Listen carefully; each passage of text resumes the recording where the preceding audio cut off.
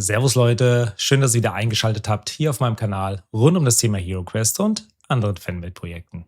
Ich bin der Markus, der Dungeon Master, und in diesem Video wollen wir uns mal ein Elite-Monster-Kartendeck anschauen und zum anderen ein paar sehr wunderschöne Würfel. Ich wünsche euch viel Spaß mit dem Video. Das Kartendeck kommt mit ganzen 82 Karten daher, also es ist schon sehr umfangreich. Von daher habt auf jeden Fall Masse, denn es sind jegliche Monster, die es bis zum aktuellen Zeitpunkt abgebildet. Soweit ich das gesehen habe, nagelt mich da nicht hundertprozentig fest, aber so die gängigen von den Erweiterungen sind auf jeden Fall mit dabei.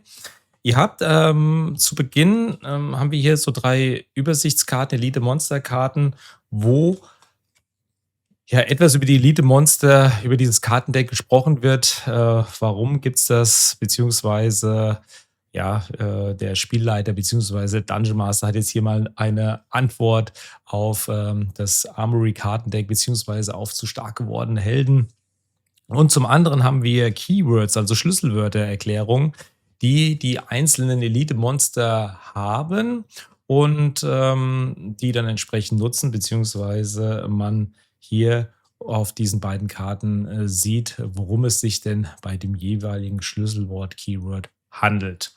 Zum Beispiel hier bei Armor Piercing, this attack cancels one white shield of the defender. Also das bedeutet, dass dieser Angriff annulliert einen weißen Schild des Verteidigers. Und so zieht sich das entsprechend weiter. Die Elite-Monster sind nochmal unterteilt in 2 Kategorien. Zum einen, wir nehmen jetzt hier einfach mal den Goblin.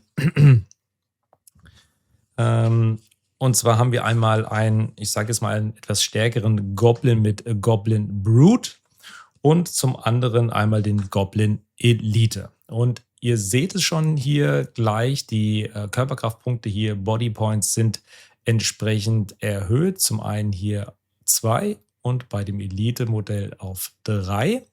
Und zum anderen habe ich verschiedene Power Dice, also Würfel, die eine andere Zusammensetzung der jeweiligen Symbole haben. Deswegen habe ich die vorhin auch noch mal kurz reingezeigt. Wenn ich jetzt zum Beispiel hier die Attack Dice betrachte, habe ich zum einen bei dem Goblin Brute, also bei den etwas stärkeren Monster, die 2 schwarzen Würfel. Die haben folgende Anordnung. Und bei dem Elite-Modell, Elite-Monster, habe ich die dunkelgrünen und das sind dann diese hier. Also da seht ihr schon den Unterschied. Auf jeden Fall ist das Elite-Modell natürlich sehr viel stärker. Und dann habe ich noch bei dem Verteidigungswürfel hier jeweils zum einen den blauen Würfel. Das wäre dann diese Kombination. Und bei dem Elite-Monster dann diese Reihe. Ja, und dadurch kann ich mich natürlich auch besser verteidigen. Keywords seht ihr unten drunter. Haben wir Armor Piercing, haben wir gerade drüber gesprochen. Und hier haben wir noch Fast und Evasive. Okay. Ja, und diese könnt ihr dann entsprechend nutzen und habt dadurch natürlich viel stärkere Gegner, viel stärkere Monster gegenüber euren Helden. Das könnt ihr natürlich dann machen, wenn ihr merkt, eure Helden werden immer stärker und durchforsten den Dungeon ohne Körperkraft Punkte zu lassen, beziehungsweise Heiltränke zu nehmen. Dann könnt ihr diese einsetzen oder ihr könnt natürlich solche Erweiterungen mit den jeweiligen Monstern noch einmal durchspielen, zwar auf einem anderen Schwierigkeitsgrad, denn entweder mit dem Brute-Modell oder mit dem Elite-Modell für die einzelnen Monstertypen. Klar, als Dungeon Master ist man da in der Regel eigentlich, wie soll ich sagen, also ich zumindest passe den Schwierigkeitsgrad, zumindest habe ich es in der Vergangenheit immer so gemacht, entsprechend meiner Helden und meiner Heroen an, je nachdem wie stark sie sind, kommt dann doch mal der ein oder andere Monstertyp hinzu oder wird entsprechend ausgetauscht. So kann man natürlich die Schwierigkeit entsprechend ändern oder zeitnah zumindest oder aktuell, wie auch immer.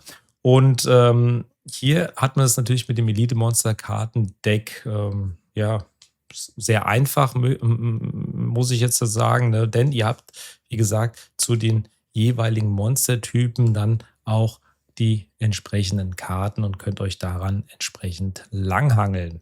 Ja, wenn wir uns jetzt die mal kurz hier mal durchschauen, seht ihr schon, es sind alle Typen entsprechend mit dabei. Eisige Schrecken, Spiegelmagierin ist mit vertreten, die Ogerhorden, die Horde der Oger, Entschuldigung. Dann haben wir Mond des Schreckens ist mit dabei. Wir haben den Dschungel von Deltruck. Und zu guter Schluss natürlich noch Morkas Magier. Ja, also da sind im Grunde genommen fast alle Monstertypen mit dabei, die es im HeroQuest-Universum gibt. Von daher seid ihr da auf jeden Fall gut versorgt.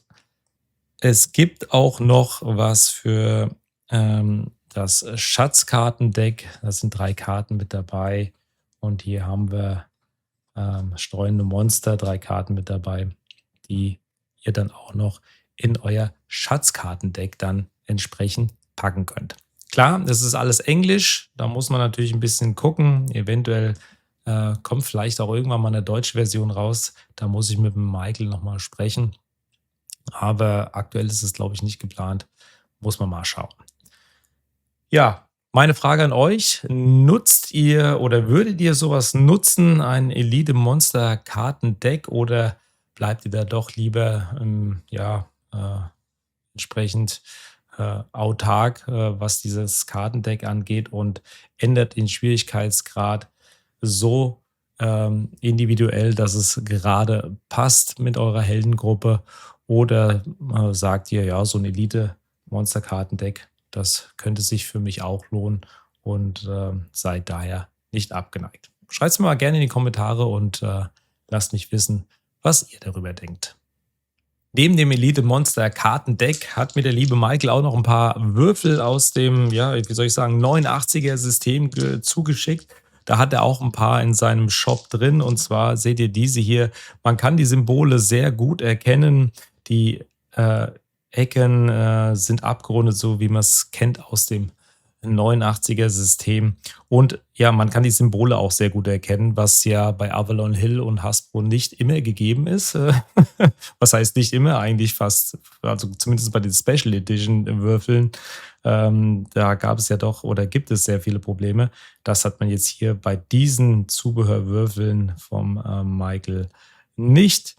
Kann man alles gut erkennen, fühlen sich hochwertig an, lassen sich gut würfeln, laufen schön rund. Passt perfekt. Also wenn ihr da noch Interesse habt und jetzt nicht unbedingt Richtung Power Dice, neues Layout unterwegs seid, dann werdet ihr sicherlich da auch fündig. Gut, das soll es eigentlich erstmal gewesen sein. Kommen wir nun zum Abschluss des Videos. Und das soll es dann auch erstmal mit dem Video gewesen sein. Wenn ihr Interesse an diesen Produkten habt, dann schaut doch gerne mal bei Forges of Noon vorbei. Link findet ihr unten in der Videobeschreibung. Und ansonsten bleibt mir wie immer nicht viel zu sagen, außer wenn euch das Video gefallen hat, dann lasst gerne einen Daumen in Richtung der Nordlande da. Der Barbar freut sich mit euch. Und wenn ihr diesen Kanal noch nicht abonniert habt, dann lasst doch gerne ein kostenloses Abo da. Aktiviert die Glocke, um keine weiteren Videos in der nahen Zukunft zu verpassen. Denn, das muss ich auch sagen, über 60% der Zuschauer haben diesen Kanal nicht abonniert. Und da frage ich mich immer doch, warum eigentlich nicht? Denn so schwer ist das Ganze doch nicht. Wir sehen uns im nächsten Video. Bis dahin, macht's gut, haut rein. Ciao.